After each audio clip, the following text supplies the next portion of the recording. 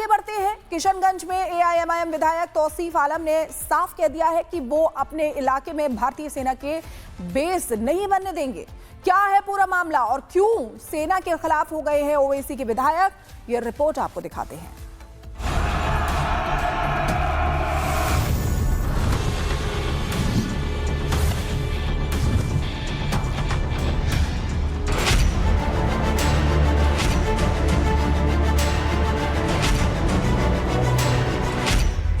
किसान खेत में गेहूं, गन्ना, मक्का, बाजरा उगाता है, लेकिन नेता उसी किसान के खेत पर राजनीति की फसल बोते हैं।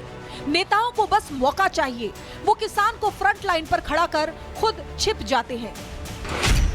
इनसे मिलिए, ये तौसीफ आलम हैं, बिहार की बहादुरगंज विधानसभा सीट से एआईएमआईएम के विधायक।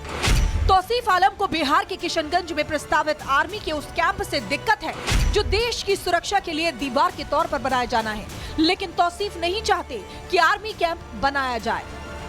आर्मी कैंप वहाँ नहीं हो करके कहीं दूसरा जगह बन जाए। हम लोग चाहते हैं कि वहाँ आर्मी कैंप नहीं बने और जो आर्मी कैंप बनने वाला है उसको रद्द किया जाए, यही मांग लेके हम लोग मिले। ओवैसी के विधायक तौसीफ के अपने तर्क हैं। देश के खिलाफ अपने बयान को सही साबित करने के लिए तौसीफ किसान को ढाल बना रहे हैं। समस्या है अभी जो आर्मी कैंप बनना है, तो हम लोग चाह रहे हैं कि वहाँ नहीं बने। लगभग 200 एकड़ को जो ये किया गया है वहाँ खेती होता है और ये सरकार का नियम है कि जहाँ खेती होता है वहाँ कोई चीज़ नहीं बनना चाहिए, क्योंकि अगर वहाँ बन जाता है आर्मी कैंप तो हमारा जो किसान है भूखे मर जाएंगे। आर्मी कैंप किशनगंज के कोचाधामन और बहादुरगंज अंचल के अंतर्गत आने वाले मौजा, सतभीटा, कन्हैयाबाड़ी, सकोर और नटुआपाड़ा में प्रस्तावित है। सैन्य स्टेशन के निर्माण के लिए लगभग 250 एकड़ जमीन चिन्हित की गई है।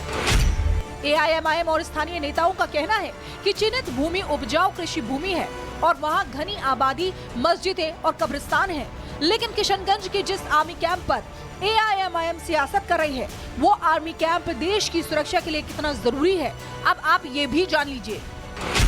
किशनगंज को भारतीय रक्षा का प्रवेश द्वार माना जाता है क्योंकि ये सिलीगुड़ी कॉरिडोर यानी चिकन नेक के करीब का सबसे संवेदनशील हिस्सा है। सिलीगुड़ी कॉरिडोर लगभग 60 किलोमीटर लंबा और 20 से 22 किलोमीटर चौड़ा है। कॉरिडोर भारत को पूर्वोत्तर राज्यों से जोड़ता है। युद्ध की स्थिति में यदि दुश्मन देश चीन इस पतले गलियारे पर कब्जा कर लेता है तो पूर्वोत्तर राज्यों का बाकी देश से संपर्क पूरी तरह कट सकता है। इसलिए प्रस्तावित सेना के बेस और बीएसएफ की मजबूत मौजूदगी इस गलियारे को एक सुरक्षा कवर प्रदान करती है।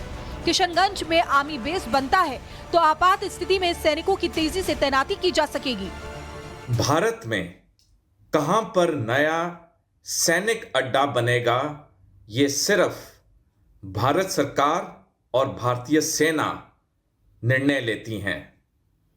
किसी और को इसके बारे में बोलने का कोई हक नहीं है। हम सारे जानते हैं कि चिकन नेक या सिलीगुड़ी कॉरिडोर कितना महत्वपूर्ण हो गया है, क्योंकि चीन और बांग्लादेश की नज़र उस पर है।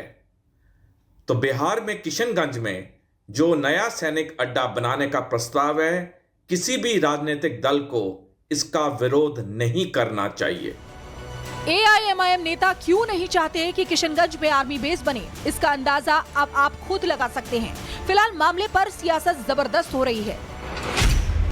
बांग्लादेश के हालातों को देखते हुए भी भारत अपनी तैयारियां पुख्ता करने में जुटा है। हाल ही में चटगांव में हिंसा और भारतीय सहायक उच्चायोग पर पथराव की घटनाओं के बाद भारतीय सरकार अलर्ट मोड में है, क्योंकि चटगांव त्रिपुरा की सीमा से काफी नजदीक है।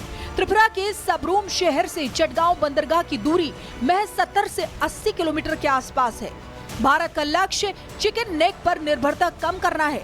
इसके लिए त्रिपुरा के सबरूम से चटगांव तक रेल और सड़क मार्ग को मजबूत किया गया है।